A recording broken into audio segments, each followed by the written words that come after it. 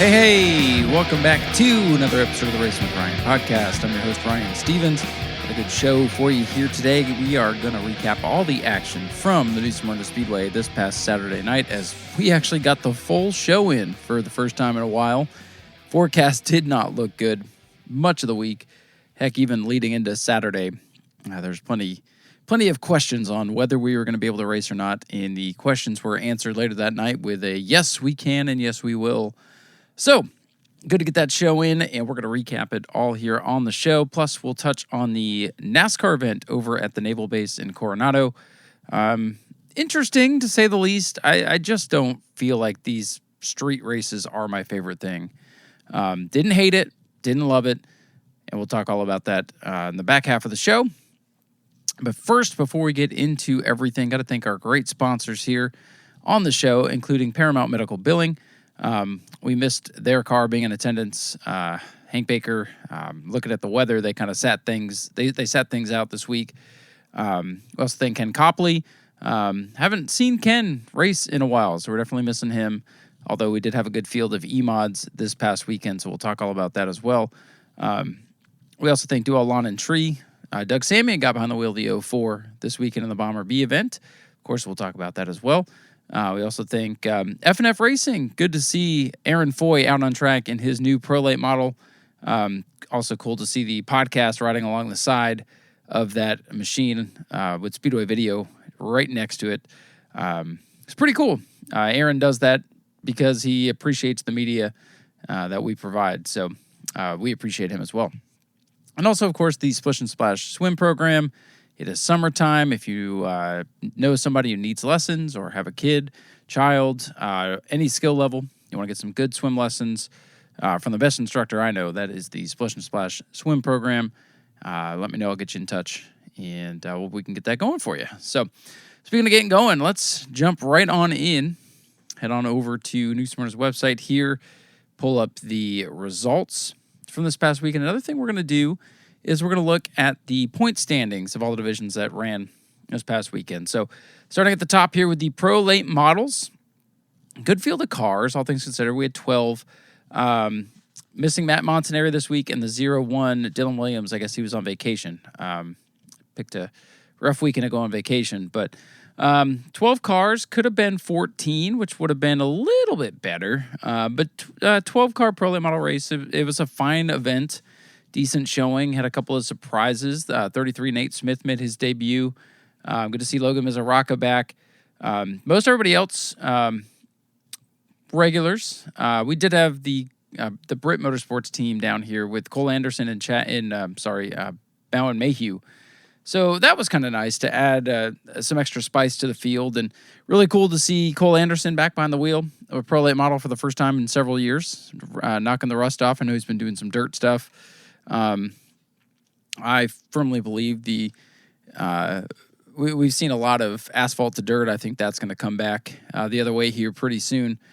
But let's talk about this race. Qualifying, no surprise, Brad May went to the top of the board, but got to give a shout-out and some kudos to Chad Rutherford. He had probably his best day at New Smyrna in a long time. That team, they've been snake bit. I mean, flat tires to wall contact and qualifying to pretty much anything that can go wrong has gone wrong for those guys. And they finally put a full race together, and it looked like it was going to be kind of more bad luck for him at the start. So, again, Brad May, your fast qualifier, their invert was drawn a 10, which means it was basically half the field all night long. And I got a little confused, and I was reading the lineup. I'm like, Brad May's 6th. He should be 10th. We can't do more than half the field.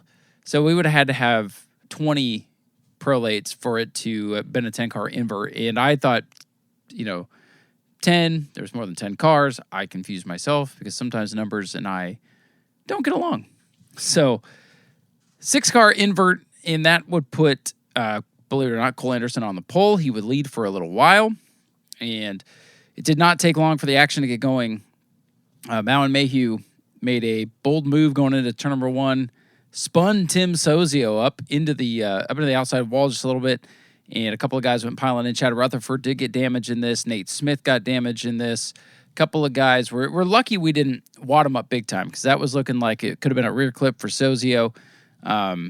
I don't know if the spin contributed to the tough night that they had because looking at the results here, Tim finished 10th, a DNF kind of halfway through the race. So lucky we didn't wad up a whole bunch of guys. Then we had another incident shortly after the restart. Brad May got into the back of the Nick Snyder machine. You can argue maybe Nick came down, but there was contact. Nick's car would not refire after this, and he would be done for the day. And Brad May would, of course, recover and challenge for the win. It's very hard to keep Brad May down in the prolates right now. But it was a bit of a different show up front. We had a first-time winner, and I got to tell you, kudos to Palmer Haag. Qualified back in 7th, testing out a new-to-them race car. Actually, Nick Snyder had the old Palmer Haag machine.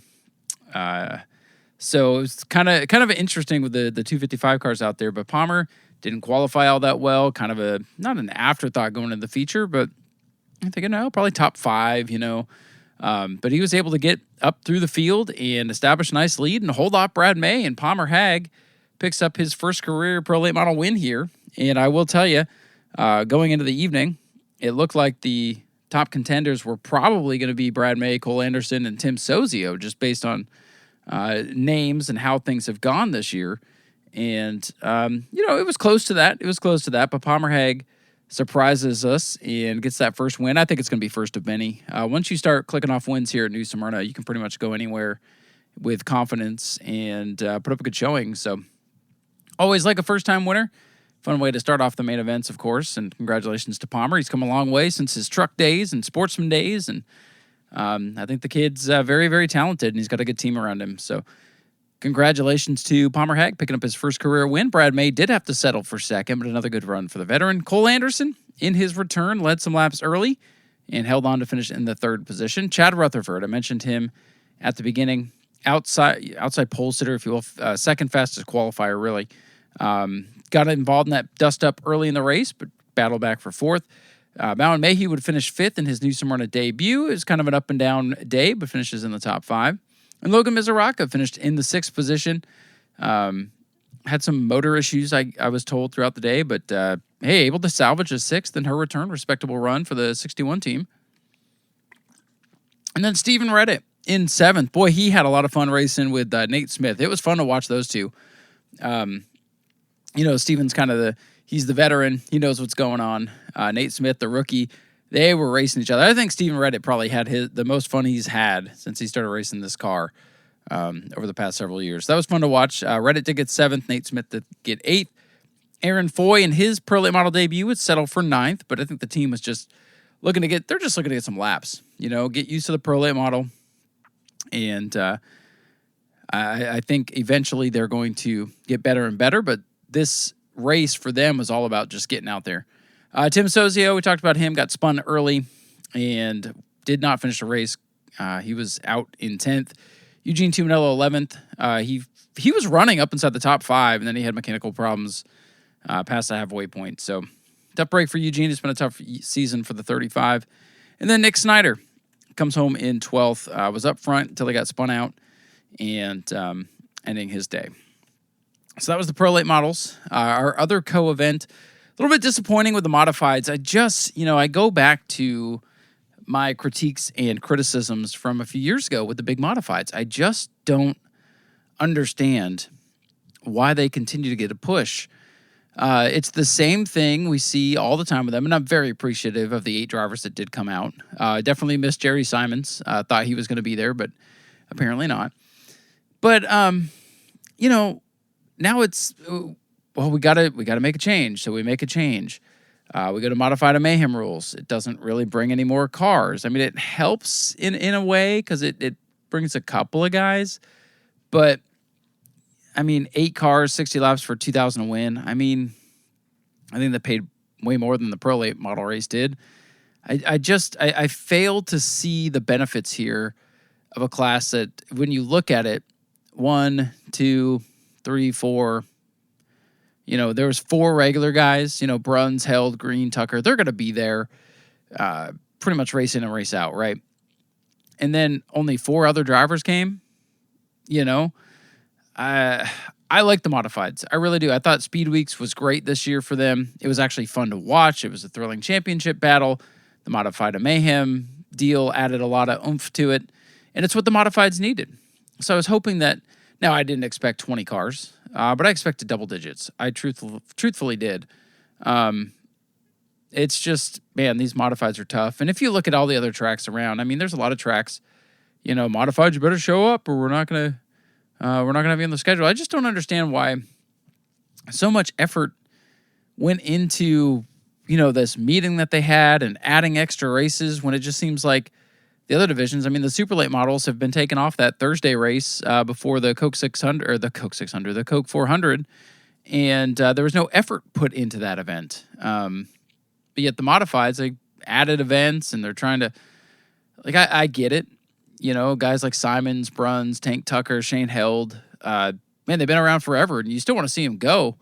I truthfully do. I just don't see. I just feel like the track adding this event probably lost money on it, and it doesn't take away from the successes that we had out on the racetrack and the fact that we got the race. But the other disappointing thing is there was 4 cars left before halfway, and it's what are we doing? We're going to put on this 60-lap race. We're going to have no cars left.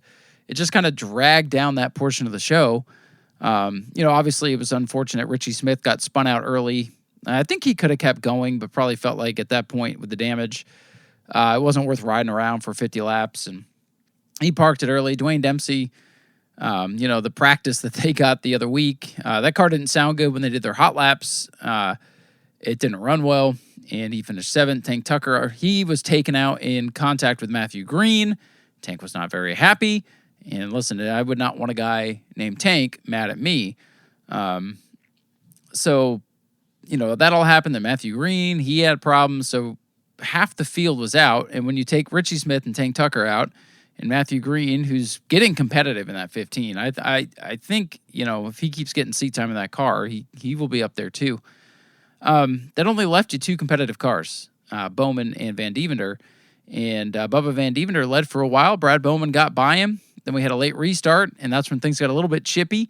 Van Deventer got a pretty good restart on the outside. It was treacherous in the corners with a little bit of weeper action going on. So the bottom groove was very narrow, especially in turn number 1, and there was a lot of pushing and shoving, and Bubba got the lead back, and Brad Bowman returned the favor in turn 3 and got the lead back and went on to win the race. Happy for Brad Bowman. I brought it up in his Victory Lane interview. It's man, last time you were here back in February, you had the point lead going into the final event. You let it slip away.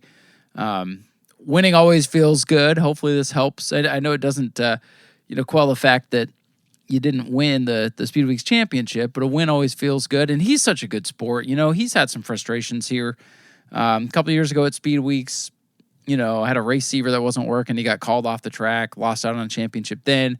Then this year, going for redemption, had it slip away in the final event. And he comes out and wins. And he's, just happy to be in Victory Lane. Seems like a really cool dude. I know we only get to see him 4 or 5 times a year, but every time he's there, he's a good person to have around. So I was happy for him. And, I love it. He's hey, this is a division. We didn't come here to learn. We came here to win. And, Bubba Van Deventer's crew wasn't too happy with the punt move in turn 3, but, I think Brad was basically look, you want to come here and learn? We taught you a lesson tonight. And, I love how he did not let the chippiness get to him. He was his typical self down there in Victory Lane, and it was a good win for he and that team. I'm glad they came. I'm glad everybody came. My commentary at the beginning, it's just kind of, it roots back to a few years ago. I was so frustrated with the modifieds because it's man, 4, 5, 6 cars every week, and a lot of things have changed and evolved and seem to be going in a positive direction, and now I just feel like we're right back to where we were. And I look at some of these events and I'm just man, when you have a $2,000 payout for the winner, your top 5 payout is where a majority of the money goes out, right? When you have 8, 9 more cars to add to the end of the field, yeah, you got to pay them too, the start money, but the start money for that hardly adds up to your top 5 payout. Hardly. I don't know. I don't have the answers, guys. I look at this and I'm like, man, I don't think any fan left here going, wow, I'm glad the modifieds were added tonight. Now, I'm glad that the guys that came had a chance to race. It just wasn't, it was not a great showing, to be completely honest with you. And it's kind of frustrating because Speed Weeks was so good. So I don't know. I guess I had my hopes up a little bit. And it was definitely a little bit sad to see only 8 cars. And then the fact that half of them were gone before, I don't know. Man, it might have been before lap 15. I think we're down to 5 cars. So it was tough. It was tough. But congratulations to Brad Bowman on the win. Bubba Van Deventer, glad that team came out. Good to see the 45 back on track. They were second. Alan Bruns, the old veteran, hangs in there, gets a third-place finish. Shane Held finishes in fourth. He had an ill-handling race car, especially at the end, let me tell you. And Matthew Green was fifth. Tank Tucker, Dwayne Dempsey, and Richie Smith would round out the 8-car field there. So those were the 2 main events. Sportsmen were also in action. Kind of a disappointing field here, to be honest with you. Only 7 sportsmen. The track was moving in a direction to make the sportsmen a bigger deal and actually up the pay. And I'm glad they didn't go Division I with the sportsmen because 7 cars, that's kind of rough. I just feel like this is where the sportsman division is without it being a marquee event. The sportsman weekly racing is just kind of not there anymore.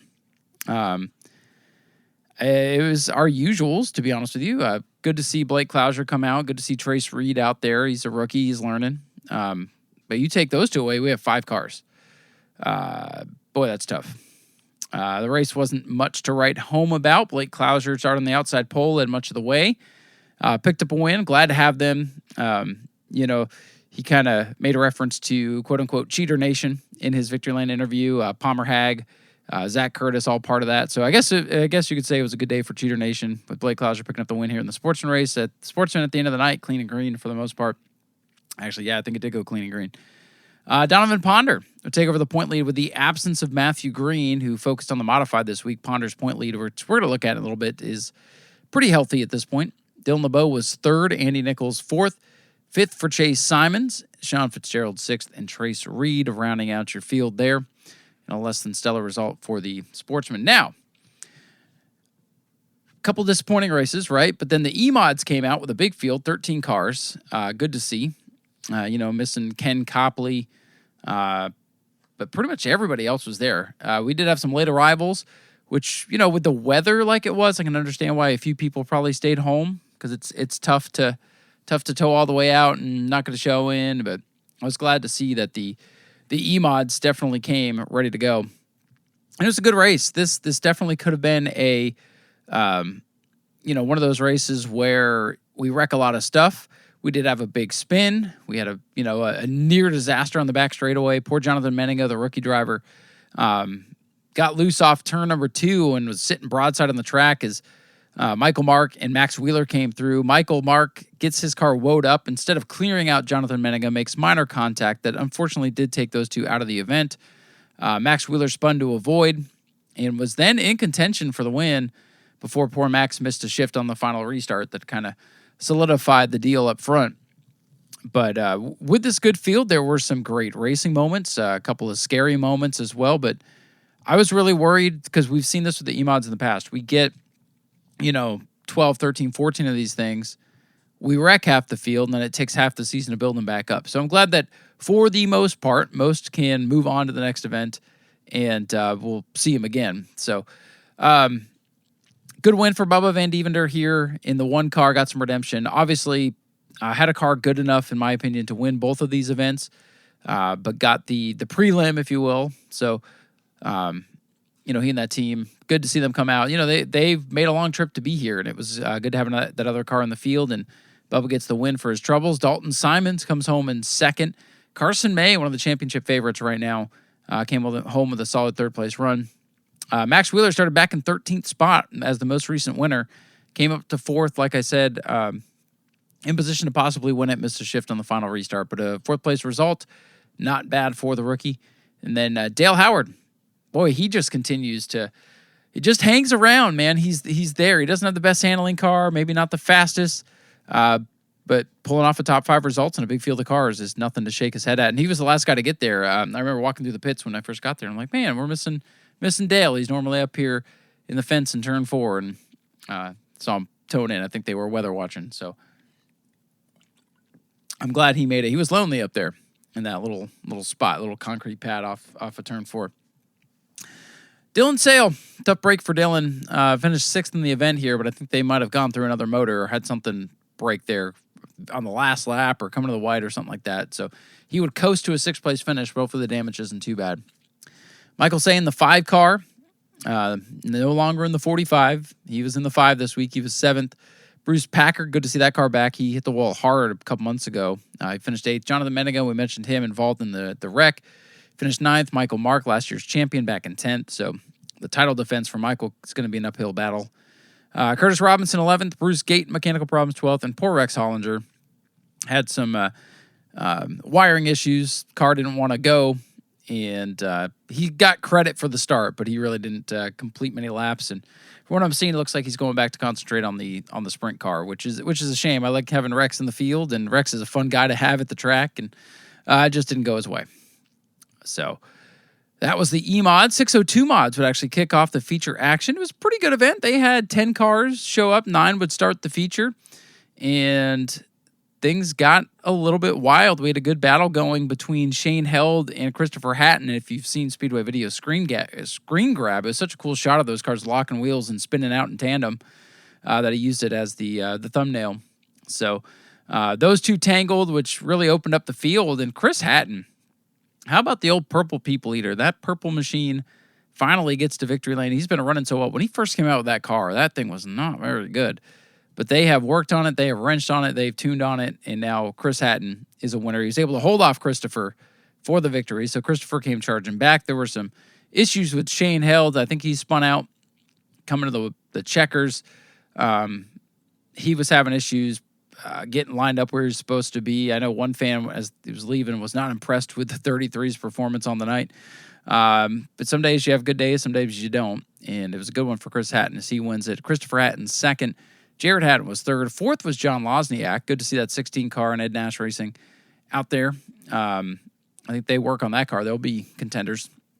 Scott Jarrett, a clean run in his return of the 97. Nice top 5 finish. Shane Held was 6th. 7th for Brian Soch.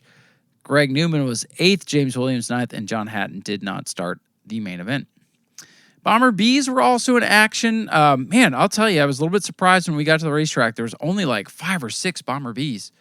And then they started to trickle in late. You know, the weather was clearing. The races were on. We started to get a few more. But we were definitely down a couple of cars. As a matter of fact, I did look at... I've got an old lineup sheet here on my desk that is full of paperwork that I need to clean off. But looking at the entries, this is from March 21st, so it's a while ago. Jason Scroverin not there. Justin Phillips not there. William Hyman not there. The Gamashes were not there. Chuck Rush, obviously, he's not there. Don Brayton wasn't here. Cheyenne Woodman, one of the rookie contenders, wasn't there. I know the Bartrams were wanting to come, but I think they had a long haul with the weather. They didn't make it. So we were definitely down some Bomber Bs. The race was a little disappointing, but it was fun to watch Zach Curtis start in the back and rally his way towards the front. We had several cars out early. Justin Spears went for a wild spin down the back straightaway. Had a couple of guys, guys and gals with mechanical problems. Dylan Straley, he would spin late, which set up a restart, but they couldn't take the win away from Zachary Curtis, who that was the old 5 car that ran well at Orlando. So just another one of the cars in Zach's stables that he pulls whichever one he feels like, and he goes and wins. So shout out to Zach getting it done. Larry Masters had a great run. One of these days, Larry Masters, he's got a win coming. That 77 is running very well. Hopefully it'll be soon. We'll see Larry in victory lane. Tim Nicholas, he continues to run well this year. He had a nice 3rd place run. Doug Samian in the 04 would finish in P4. And James Leavenworth with his best run. That car has gotten a lot better. The driver's gotten a lot better too. And he would round out the top 5. Then it would be Chuck Cannell, Dylan Straley in his first race. Dylan and I had an interesting conversation this week, and I really appreciate him reaching out. Sometimes during the show, I might make little quips, and they're like, oh man, listen, I don't know if I said this or not. I say a lot of words when I'm up there, and sometimes, it's just part of being an entertainer. And sometimes I might say something that might rub somebody the wrong way, or, hey, maybe my view of what happened is different.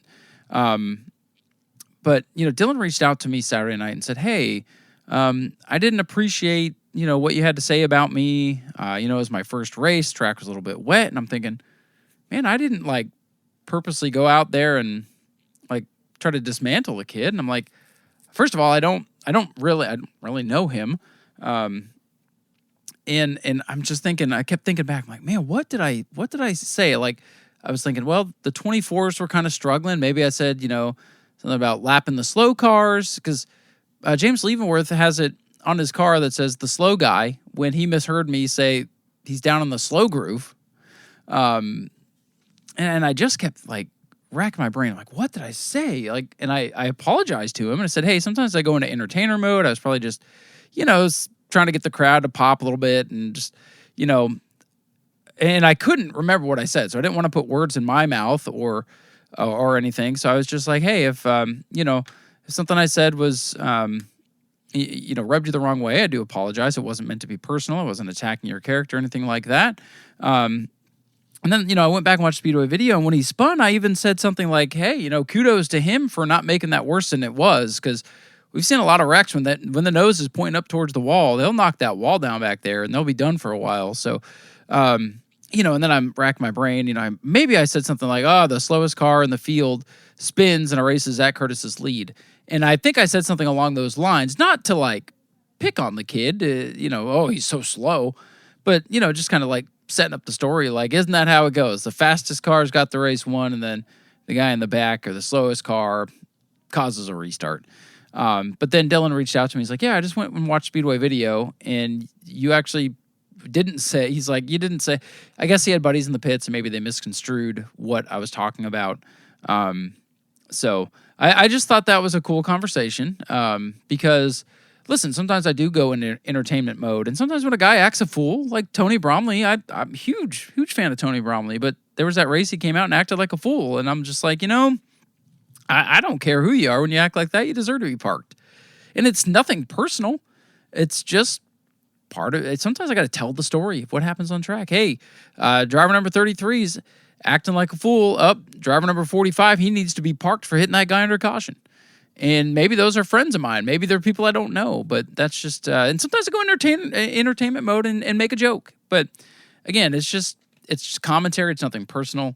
Obviously, I've kind of learned from, as I've gotten older and done this a lot longer, it's, you keep the personal stuff out of it. If you have issues with people, you talk it out, and you work it out, and you just try to let all the stuff that happens on the racetrack provide the story. So, anyways, just felt like I'd tell that side point, and Dylan, reaching back out this morning and saying, hey, I watched it, and I was like, hey man, no, I appreciate that. Thanks for the, just thanks for reaching out. So, and now I feel like I know him a little bit better. So next time he's at the track, I'll go up, say, hey, and just one of those things. I thought it was a cool thing. And I have tried to be more aware of, these are people.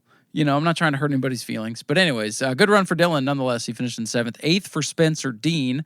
Wes Railing had some mechanical problems. He was 9th. Justin Spears went for that wild spin. Tried to come back out, but the car wouldn't start, so he finished 10th. Randy Straley 11th, and Jessica Schaub would round out the field. I think the Bomber Bees will be a little bit better this coming weekend at Family Fun Night. That's when the field seems to be, 16 to 20.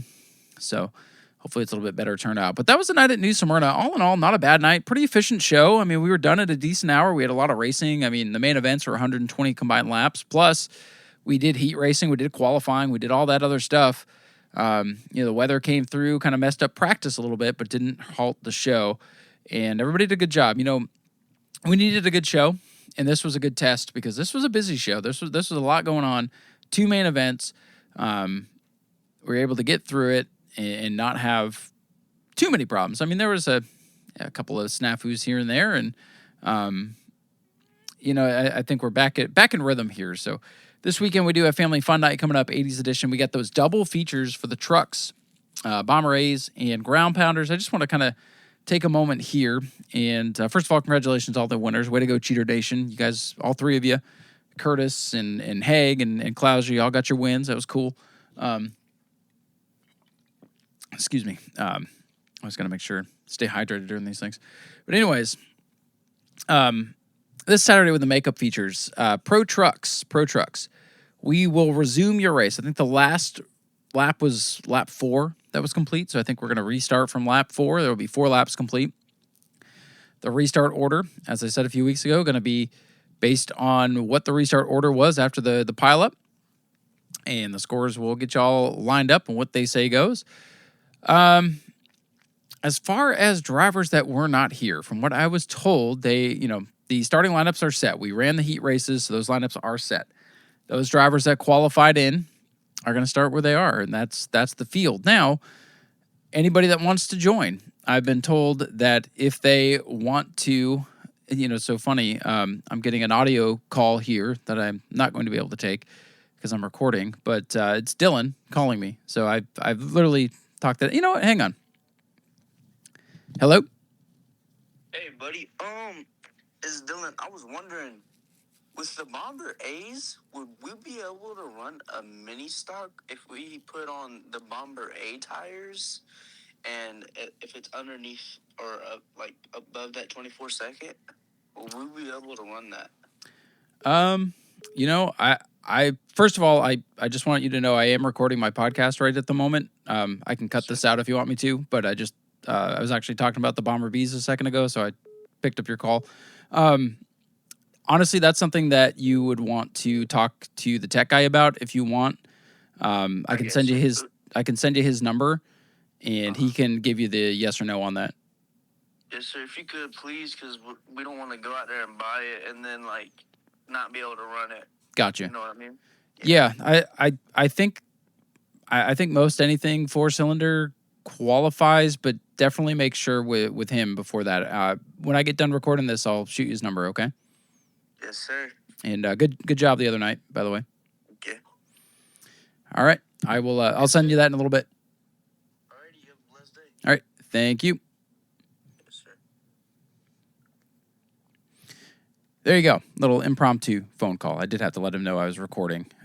So yeah, maybe they're going to have a Bomber A too. So that's something I always kind of default to when people call me about rule stuff. Like, hey, it sounds good to me, but make sure you run it by tech first because they're the ones that can tell you yes or no. So I'll take care of that.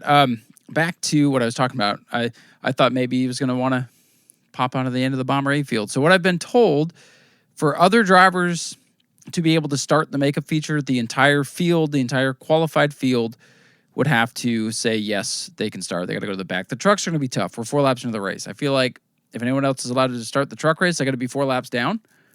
But what do I know? So that is how all of that's going to go. We're going to run the makeup features first. So we'll pick up right from where we left off when the rain and lightning came in a couple of days ago. We'll run those makeup features, and then we'll have our regular family fun night. No heat races. It's going to be straight features. After the first round of features, the makeup features are complete. We'll reset, and then it'll be just like a full night. We're just not going to run heats. It's going to be pill draw. And here at New Smyrna, if you can't get to the front in your allotted amount of laps, which we see it happen all the time, fast guys come from the back, 20 laps, 25 laps, plenty of time. So I feel like everybody's going to be A-okay. It's going to be a wild night. So get ready. It's going to be a lot of fun. And hopefully we will see you all there. So again, it felt good to be back at the track. Got a full show in. Hopefully we get that same result here this weekend with $5 family fun night. Great value, double features for a couple of classes, full card of racing after that.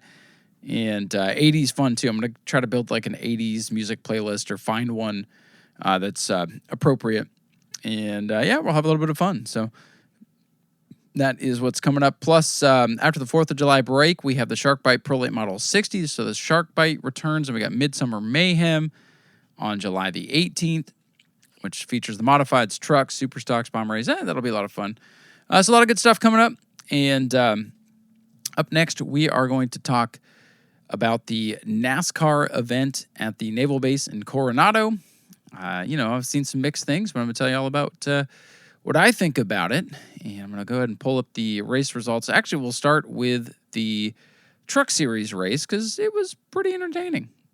Olaine van Rigsbergen, I had to think about there for a moment, would get the win. A very exciting battle at the end there between himself and Tyler Reif, who was kind of a surprise. I was hoping he was going to pull it off. Good. It would have been nice to see Nice Motorsports back in victory lane, but boy, he could feel the pressure coming from Olaine Riggs back there and kind of beefed that chicane and bounced off the wall and cut the course, and that was the end of it for Tyler. But hey, it was an exciting finish. The truck race was pretty good. They did some beating and banging, and they had some crashing and this and that, and seemed like a pretty typical truck race. It was not as clean as the St. Petersburg race was. So, we had some action in this one, but a really good finish there. Got things started off pretty good.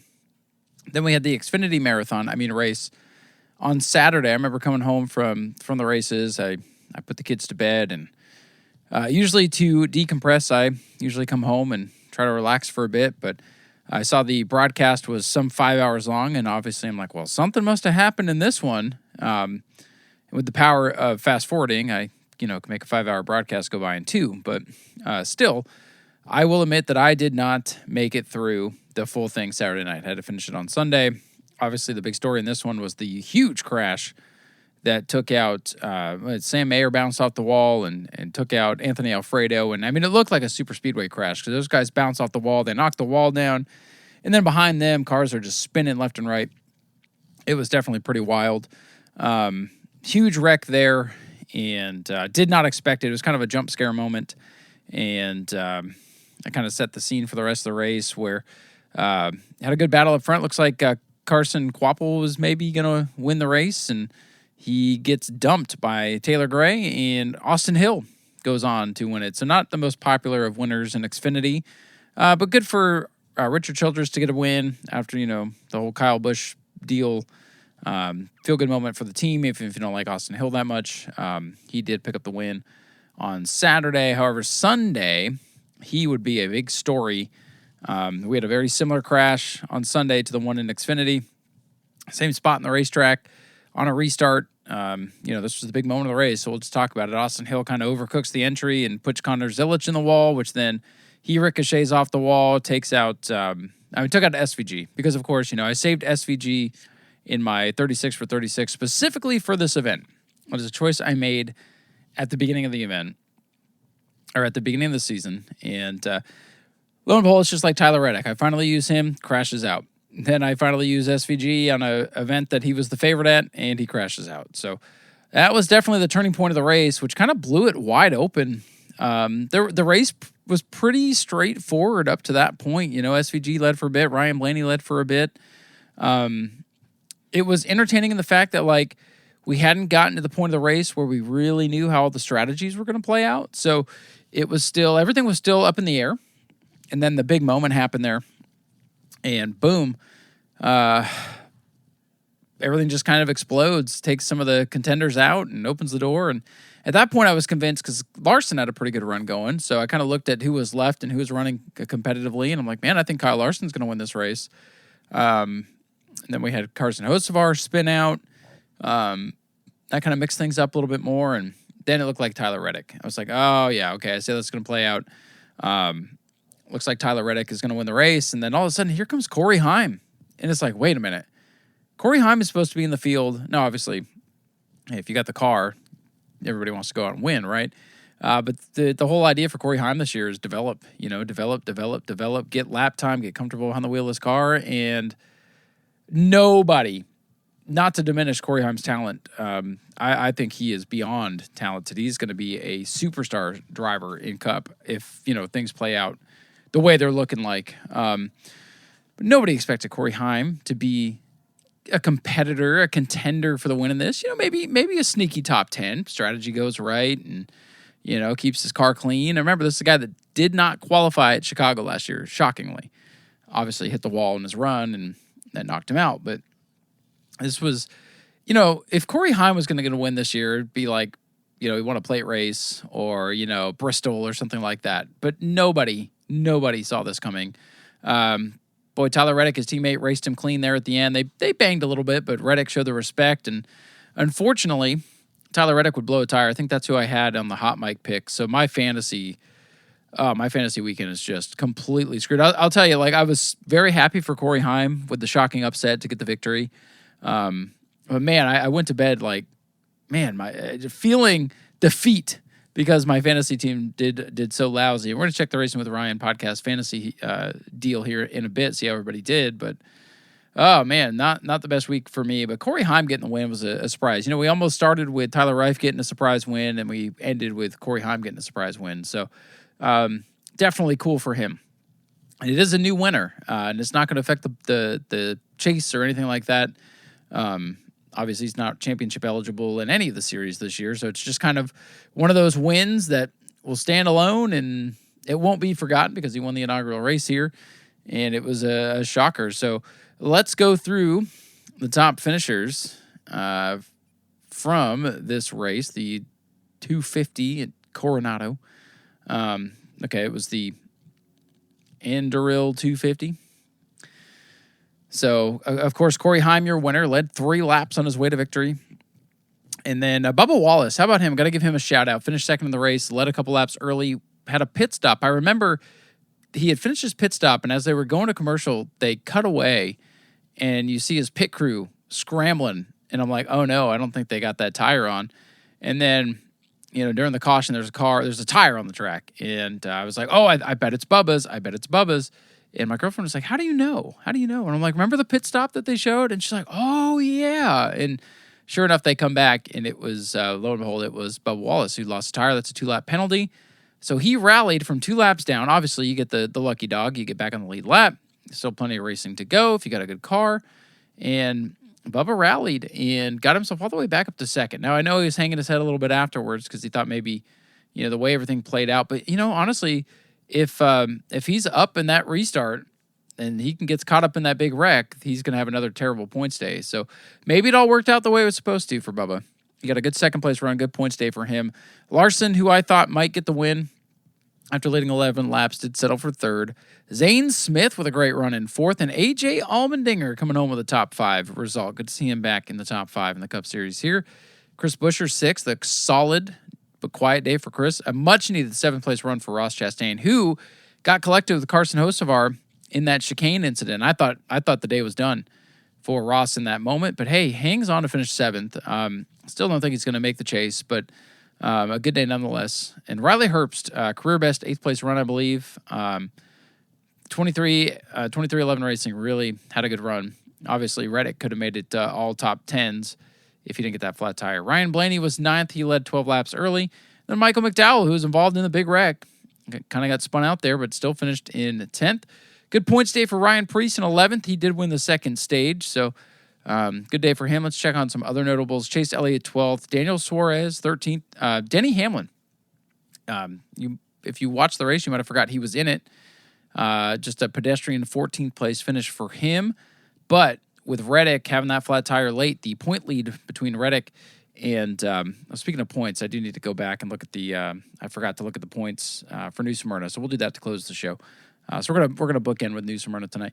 But yeah, Denny Hamlin's down. He's just 8 points behind now, so that's gonna get interesting going into the summer stretch here. Other notables: Chase Briscoe 17th, Joey Logano 18th, Hocevar 19th, Eric Jones 20th. We'll see how that shapes up in the 16 here later on. That's how we're going to end the show. We're going to end with points. Cup and then New Smyrna. Tyler Reddick, we talked about him, 25th. Jimmy Johnson was in the race. He finished 28th. He wrecked early. Kind of had a tough day. William Byron, boy, another tough run for him. 32nd. He bounced off the wall and finished, a handful of laps down, 7 laps down. Then we talked about the big wreck that took out some drivers. Austin Hill, 36th. Connor Zilic, 37th. And Shane Van Gisbergen, 38th. Ouch. 1 point earned. No, 7 points earned? Is that where? Let me look at the right column. No, points. 1 point earned for Shane Van Gisbergen. That's detrimental to his chase hopes. And then Christopher Bell gets credited with a 39th place finish. He stepped out of the car, let Brett Cruz in, and then Brett Cruz went and grenaded the motor while shifting gears. So tough day for those drivers at the bottom. Stage wins went to Ryan Blaney and Ryan Preece. Preece finished second in stage 1 and first in stage 2. So got a lot of bonus points, if you will, which is going to help his championship run. So there you go. Those are the results from the Naval Base in Coronado street race, replacing Chicago this year. Honestly, I'm still going to stick with my guns and say we should be racing at permanent facilities, not just building tracks in the middle of wherever we think we need to be. If there's not an actual facility to invest in a region, then shame on them for not investing more in the sport. NASCAR's probably spent millions and millions of dollars the last couple of years putting on these events in the middle of these cities or naval bases or whatever, which is very disruptive. I couldn't imagine living or trying to work in Chicago and having that going on. Like, as much as big a fan I am, like, if I had to work in one of those buildings that's impacted by the race, I'd just be annoyed by it, which I get it. Cities close down for other events and stuff all the time. I guess you get used to it, but I guess that's why I don't live in the city, because that would annoy me.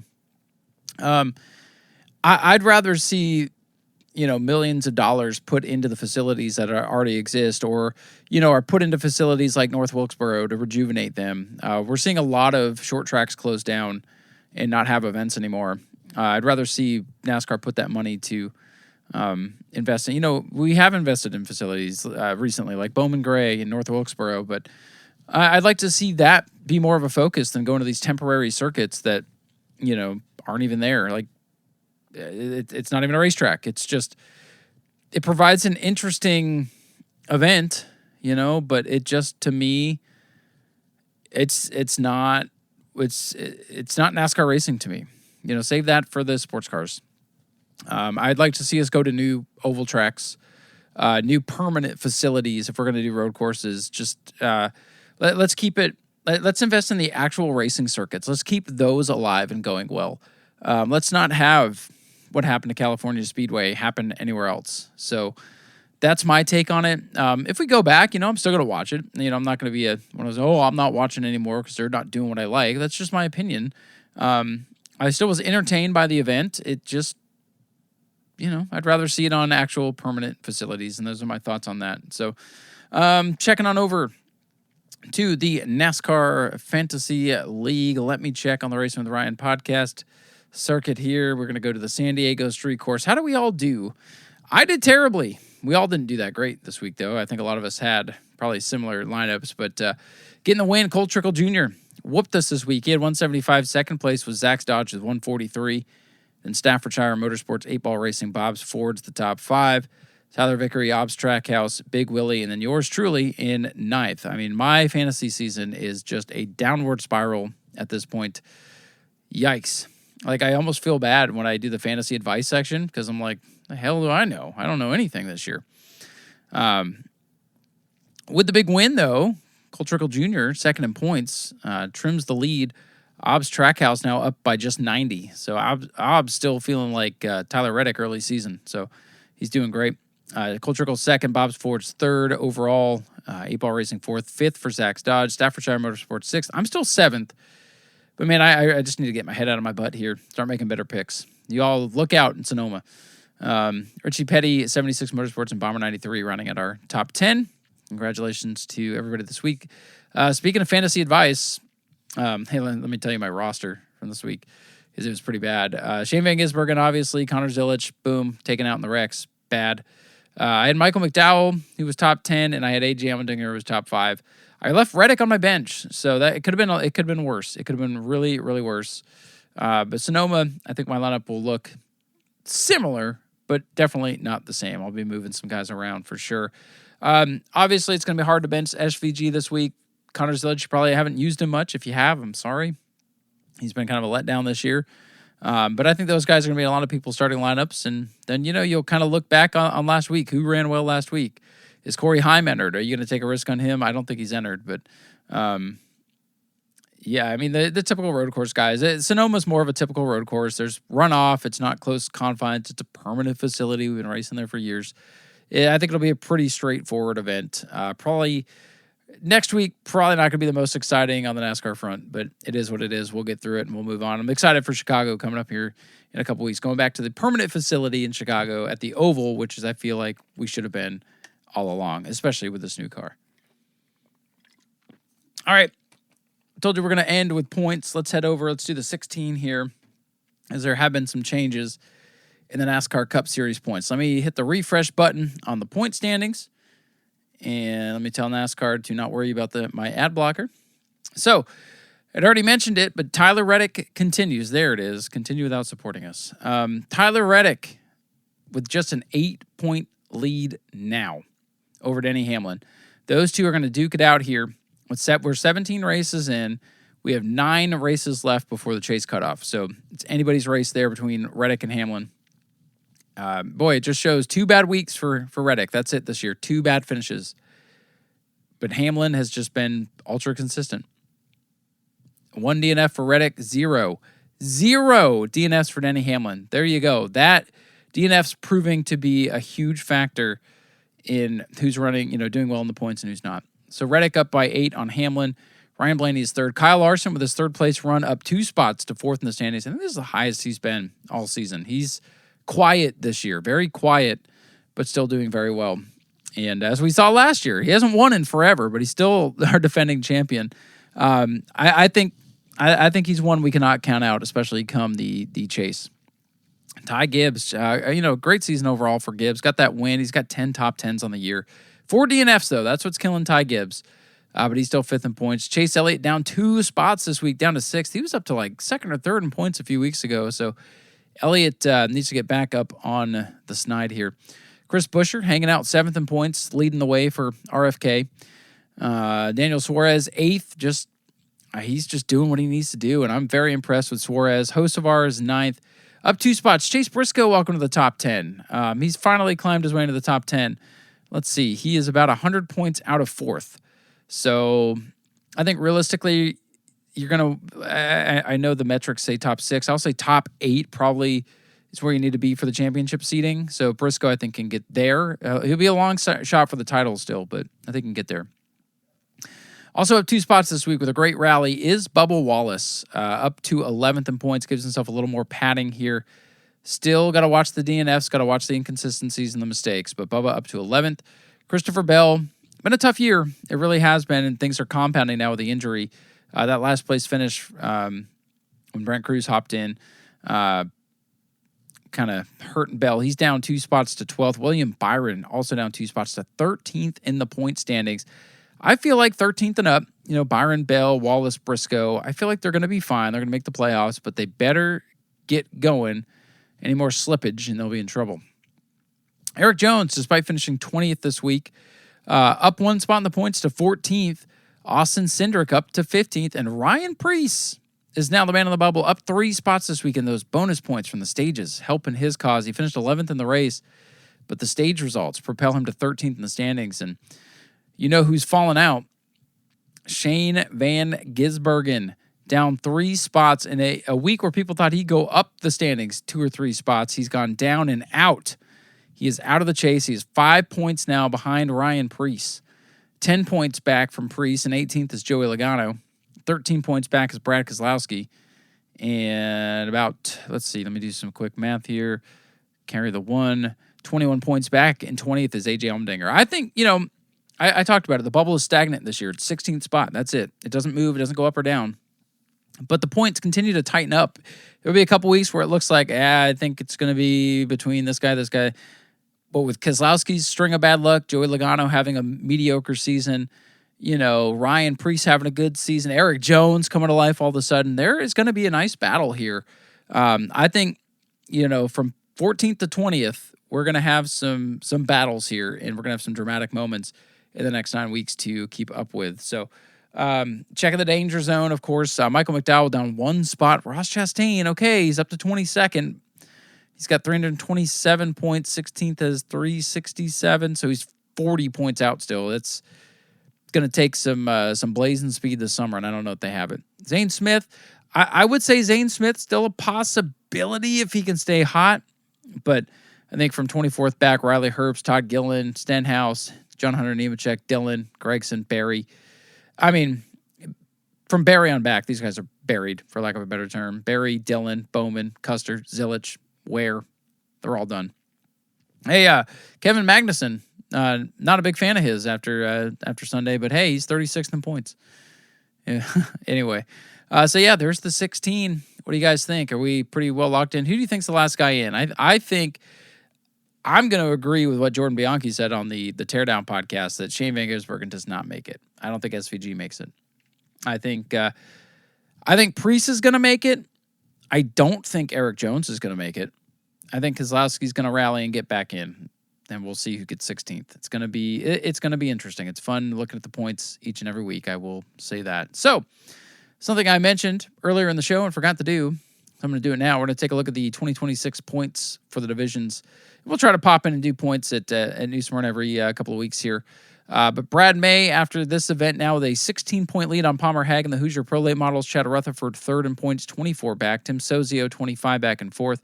And Nick Snyder rounding out the top five, 33 back. Got to do some quick updates on the who's rookie of the year and stuff, because I think leading the rookie standings, Nick Snyder right now, I guess. The Modifieds, their first event of the year, Brad Bowman with a 2-point lead on Bubba Van Devender. Actually, I see the qualifying points didn't get put in, so all of this is unofficial.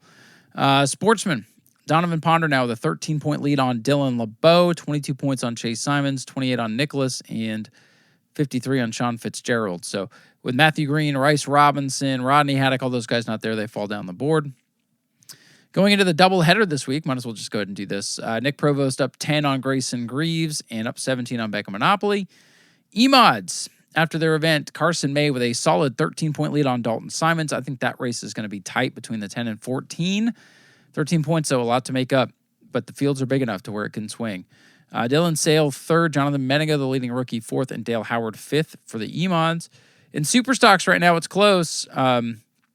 Top three right now, separated by just 3 points. Tyler Pernesti up 2 on George Spears. He had lost the lead initially to Justin Spears, who got DQ'd, so all of that has changed.